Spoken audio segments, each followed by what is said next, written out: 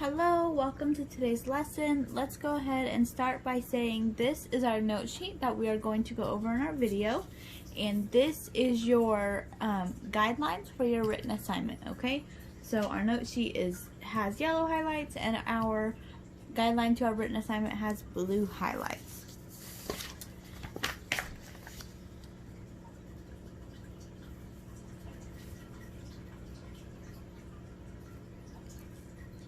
Last week, we decided to look at wait on versus wait for. Notice they sound similar.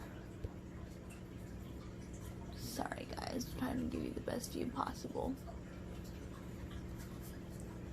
Okay, I think that'll be good. They sound similar, but they have two different meanings. Read the highlighted section with me. Wait on means to serve. Like in a restaurant, a waitress waits on you. Let's read an example sentence. Our example sentence given is this. Dad waited on Mom when she was sick in bed. Therefore, he served her while she was sick in bed. Now let's look at wait for, highlighted. Wait for means to spend time waiting. Our example sentence says this. At the airport, Kyle waited for his sister for a full hour. Meaning Kyle spent time waiting for his sister for a full hour. Alright, now that we have reviewed, let's go ahead and look at our new concept for today. And our new concept is your versus your. Notice they sound the exact same, but they are spelt differently. That is because both words have a different meaning. First, let's look at your without an apostrophe. Your without an apostrophe is a pronoun. Remember we memorized our pronouns? We have a song for those. Your without an apostrophe is a pronoun that shows possession of something. Well, you say, Miss Freeze, what do you mean it shows possession? Let's look at this example sentence. Example. How is your garden growing? Whomever you are talking to owns this garden. Okay? Let's look at your with an apostrophe. Your with an apostrophe and an E on the end is a contraction. What is a contraction? Contraction is when two words are smushed together to create one word. So your with an apostrophe RE is a contraction for you are. So your with an apostrophe RE means you are. Let's look at an example sentence given to us. Our example sentence says, did you say that you're going to?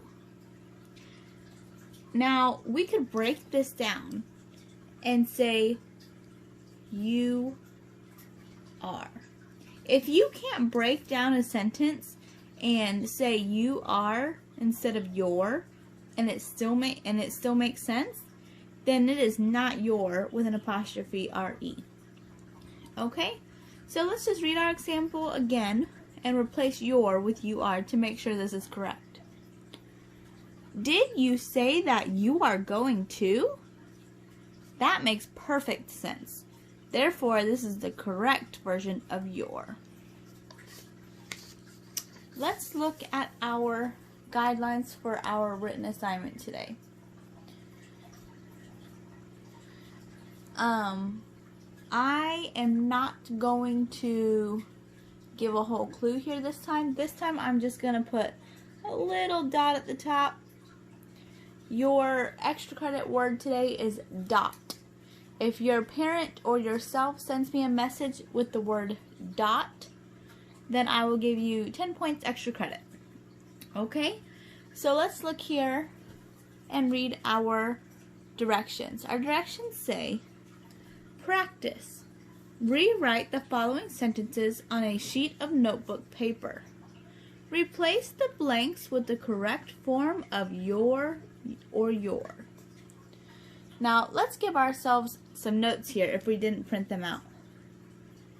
Your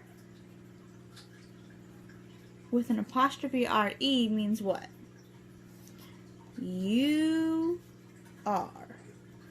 So if we can break it down into you are and it still makes sense, then this is the version we would use of your.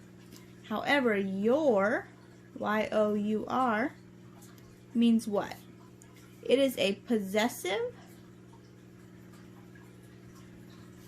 pronoun.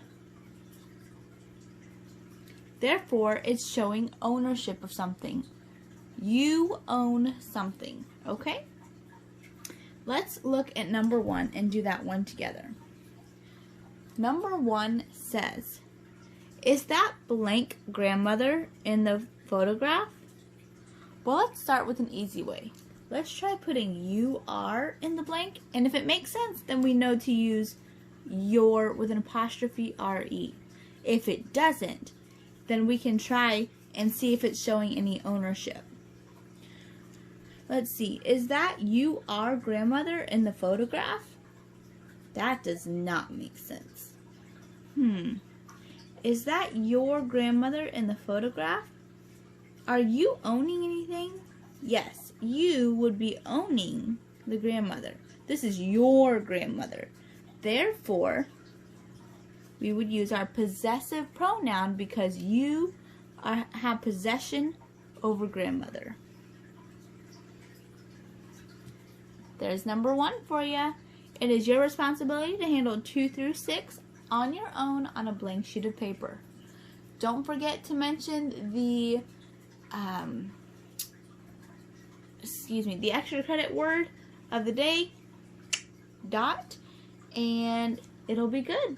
Thank you so much for listening. Remember, if you have any questions, you can always message, text, or call Miss Freeze. Have a good day.